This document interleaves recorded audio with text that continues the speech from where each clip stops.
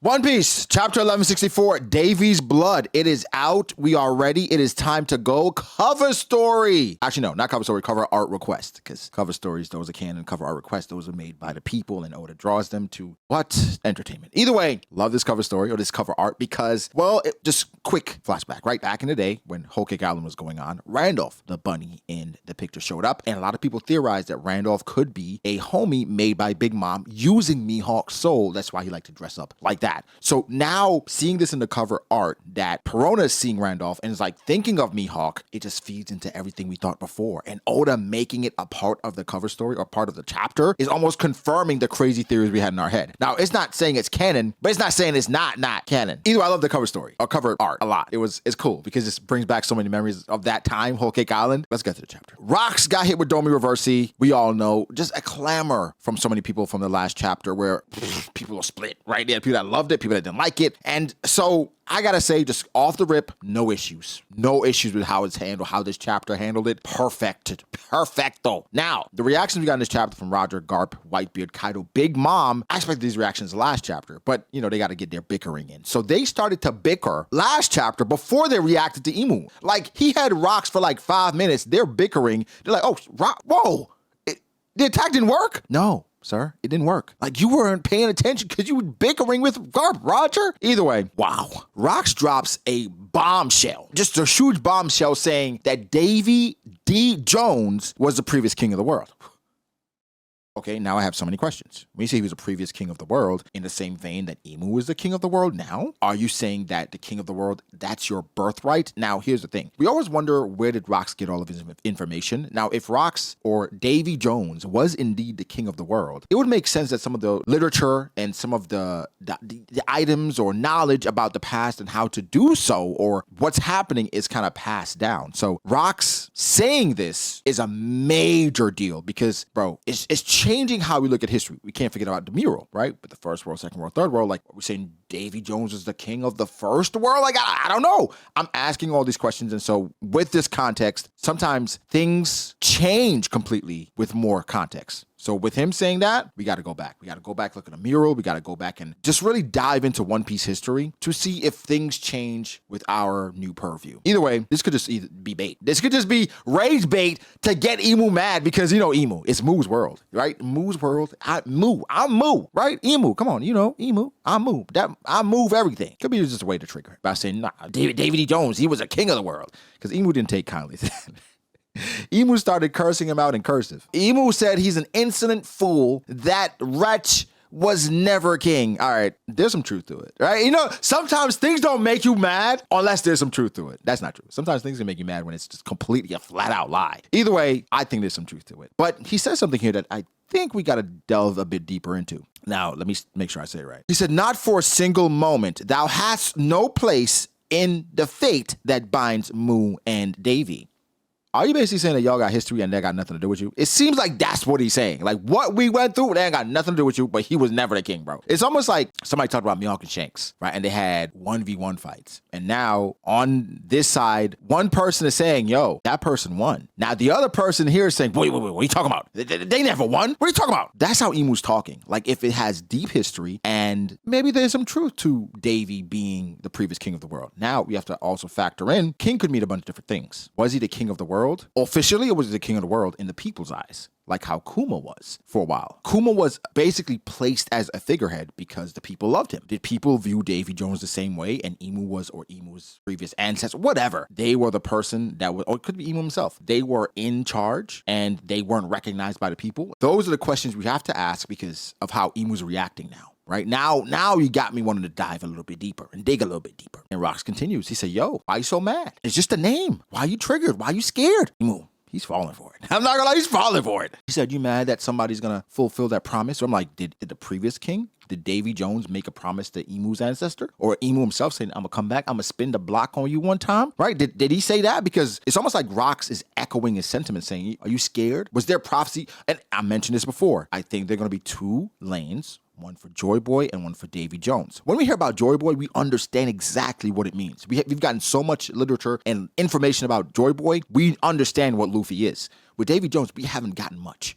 right? We've seen bits and pieces, tidbits, legends. Once we get a lot more information, we're going to understand, like, there's a prophecy with Davy Jones, right? There's some things passed down. Obviously, there's a lineage, right? So once we get that, it's going to make things more clear. But basically what Rocks is saying is that, yo, there was a promise made back then. It seems like Rocks is just inheriting that promise. And so, man, this idea of inherited will is just so beautiful because, again, with the Joy Boy line, it's not blood related. With the Davy line, it seems to be blood related. So we got to see how that plays out. Now, people are speculating that Davy Jones could have been the king and Joy Boy could have been the first pirate back then. And of course, they could have been falling out based on how they tried to rule, different things like that. But it's making us think even more. Rocks also did something for the fandom that I think was very important. He separated Joy Boy and Davy Jones. A lot of people were starting to say that they feel like possibly Davy Jones and Joy Boy were the same person. I thought it was explicitly clear before this that they're different people, different lines, different ideologies altogether. But some people were somewhat convinced. No, Davy Jones and Joy Boy are the same person. Now, this isn't 1000% confirmation, but I feel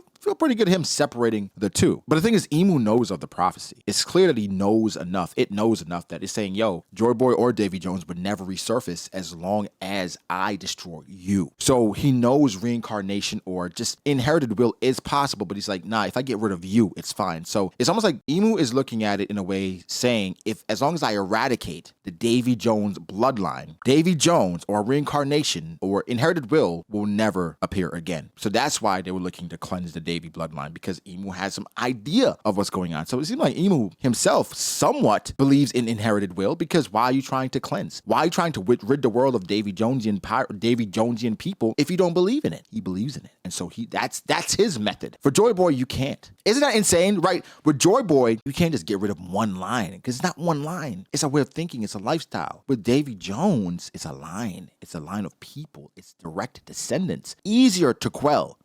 Joy Boy, you have no idea who's going to inherit this will. You have no idea who's going to carry that mantle. It is really up for grabs by anybody who has the personality, but also the vision to carry it on. So I think that is fascinating, just how these two just gigantic figures in history, Joy Boy and Davy Jones, the process clearly is different, but it seems like the impact is similar because Emu was losing his mind. Now I think Emu saw what was happening, calmed down and said, you know what? You rage baited me. Now I'm gonna rage bait you. Not saying Emu knew or knows everything about Harold and Rox's relationship. May have had some inkling. He starts talking about Harold. He said, okay. By the way, I think I found some perfect soldiers. A gentle nation of big buffoons. We call them giants. And then Rock's like, whoa. You talking about Harold? He just wants peace, man. He's like, oh, yeah, you're right. This is unprecedented. How often do you think I come across such a reliable fool? Right? This may never happen again in history. I have to take advantage of it. Sorry. Again, I think the back and forth was exceptional because they both clearly, obviously they don't like each other, right? And I think Emu's is beyond like, it's really just disgust for the bloodline and just what the bloodline is trying to do, eradicate him, right? Usurp him. But the back and forth, spectacular. Of course, Emu's operating from a position of power because he has his tentacles in his stomach and he's about to reverse him. And I think Rock's even trying to fight back against it. Bravo, man. Bravo getting some words out and even just trying. He's just trying to hold it off. But ultimately, Emu's just too powerful. He's too strong. Then Emu says, you know what? Like, this is good, but just hurry up. Hurry up and put an end to Davy's dream. So now we're starting to think of Joy Boy's dream versus Davy's dream. Again, words are important. So Davy's dream was to become the king of the world. Joy Boy's dream was to free the world, to make the world smile. What is Joy Boy's mission? Those things are going to be important going forward. So he says, make haste, right? Let's hurry up and get this done because Emu is going to use Zebek, Rocks, to kill his family or eradicate the bloodline in Teach. This is crazy because, of course, he falls. Right, he slams him, he falls, and he starts transforming altogether. He goes full Domi Reversey. He grows in size like we saw with Dorian Brogy, and now he's attacking his friends. It's his crewmates. Okay, his co-workers. All right, his co-worker. Of course, Emu gives him a mission to snuff out all obstacles in God Valley. So now Big Mom going after him, Kaido going after him, Whitebeard going after him. He disposes of all three. I'm like, Jesus. And these are legends. Now, they're not, right? They're not where we think them to be. They're not prime power. I was trying not to say prime power because people have been spamming that. Like, that's not his prime. We don't know what his prime. I'm so tired of hearing it. They're not who they go on to be. Obviously, they become legends after this. But man, he tossed them aside like rugrats. And of course, Domi Reversey does give you a buff, so that's expected. But man, and like, but even Whitebeard, when he threw Whitebeard, the mountain fell. You see the size of that? Rocks and Kaido Kaido was a young 21-year-old. He just got his devil fruit. He got slammed into the mountain, mouth open and everything. Like, ugh. Something here felt interesting, though. The entire time with the Rocks Pirates, all we hear is that they're dysfunctional. They don't like each other. It's just a crew for a score. They're not the typical crew. But we're seeing things within this situation and somewhat contradicting that. Not to the full extent, but there's somewhat things I'm like, okay. Whitebeard helping Rocks, right?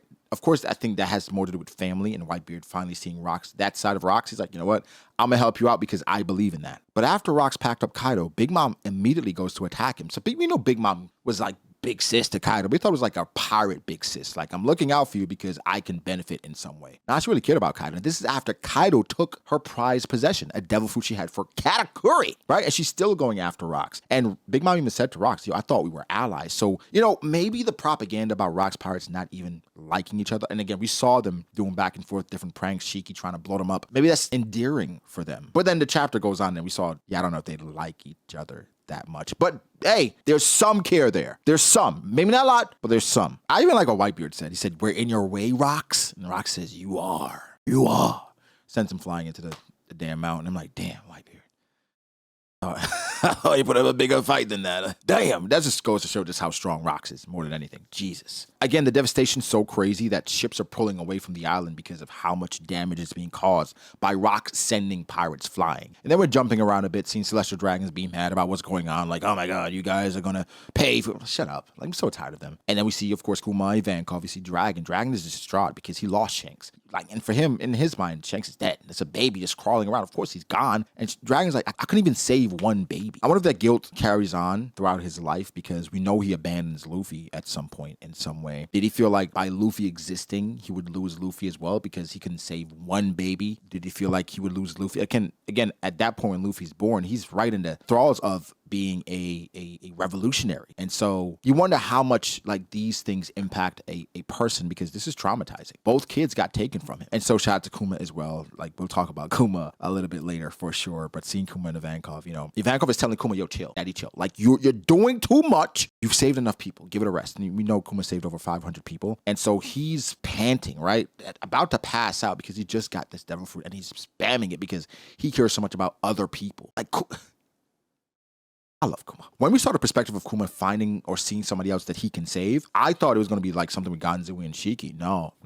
Rocks. Captain John, he gets up and he's like, damn, Ganzui. And Ganzui theory last chapter was like, yo, I think Shiki took Ganzui's legs because we saw Ganzui in Thriller Bark and he didn't have any legs. So I thought Shiki took his legs and I thought it'll play even more into the irony because Shiki got his legs taken or took his own legs and impaled down just to get away. So I thought it'd be perfect. We don't see his legs here. I think he really took his legs and Shiki's just skipping off with the treasure like, come on, man, you can't get the drop on me. I'm Shiki. The Golden Lion. Of course, treasure belongs to me. I thought it was amazing. I love the dynamic of the Rocks Pirates. Ganzui, come on. I told you, bro. There's levels to this. It don't work like that. You don't just fire burger bombs and everybody think it's going to work. It works for Captain John.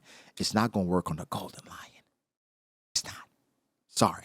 A very sad moment because Beck makes it to Eris and Teach and he's asking, why do you look that way? And she says to him, so you lost, right? And then she immediately goes to blaming herself because she's like, I put you in this position. And here's the thing, very important dialogue here, guys. Very important dialogue. She says, you went to face that thing even though you weren't ready yet, right? So whatever Rox's plan was, he shared it with Eris and he had a plan to go against Emu saying, yo, once I get this, then I'll be ready to go against him. Eris is saying, you weren't ready yet, right? And because of us, you went to face that thing and look at you now. She's distraught. She's completely distraught, but she's understanding the importance of the Davy clan and that line living on, where she's like, yo, we'll do anything to continue this bloodline. Of course, she goes on. She tries to run away. Rocks goes after her. And in the midst of it, who comes? Kuma.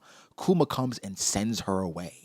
I don't want to overstate this, but Kuma might be the MVP of One Piece. Not even just God Valley, or he's the MVP of One Piece. Dog, this guy is amazing. I have no words left for Kuma. Just an amazing character, amazing person.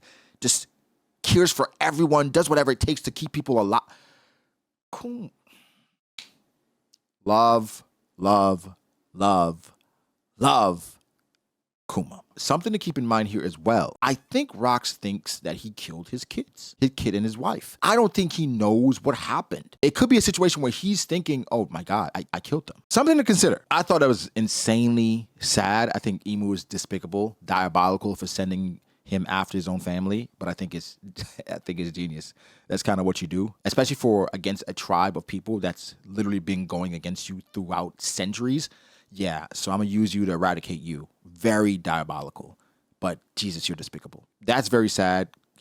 Let's assume he thinks he packed up his own family, and of course now we see the big boys, right? Roger and Garp. I love that the chapter ended off where we thought we knew things. We see Roger and Garp going against Emu or going against Rocks. That's what we knew. That's it. For God Valley, that's pretty much the extent of what we knew. We didn't understand the optics, what happened. So imagine, right? Imagine the propaganda of that final page is what we know. And we come up with assumptions and what we actually know now. Completely different from what happened. Completely, like even knowing what we know, we're like, well, that's not what happened. That's what happened. But that's not what happened. It changes perspective entirely. So for the world government or the Marines, at least Sengoku, running with that narrative, I mean, that narrative is insanely valuable for the Marines or for the world government. Not only do they use this moment, this event, to give Garp a hero title, they use that hero title to bolster the Marines. And Garp, that's something he refuses entirely. When Sengoku says he's embarrassed to talk about it, it has nothing to do with Roger. Garp is embarrassed to talk about it because it is despicable. People are being killed here. And somebody that he respected clearly, because I think they had a conversation, obviously, before he died, that we haven't seen. It's probably off screen because Rock specifically talks about Garp and how he feels about celestial dragons. He had to kill him, right? He had to kill somebody that was genuinely probably a good man. Now, okay, maybe we're going a bit too far. An honorable man. I think Rock's at worst was an honorable man. And so for him, using that, them bestowing the hero title on him for something like this, honestly, I don't think the story has hyped up how much of a travesty this island is as much as I think the anime can, or even a movie, because there are thousands of people being killed on this island. There are bodies, there's blood, right? There's smoke, there's death all around you.